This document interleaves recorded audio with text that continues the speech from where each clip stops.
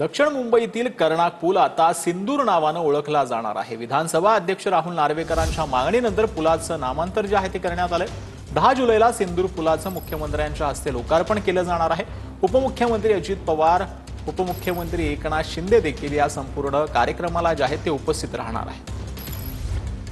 मुंबईतील पूर्व आणि पश्चिमेला जोडणाऱ्या कर्णाक पूल आता सिंदूर पूलच्या नावाने ओळखला जाणार आहे।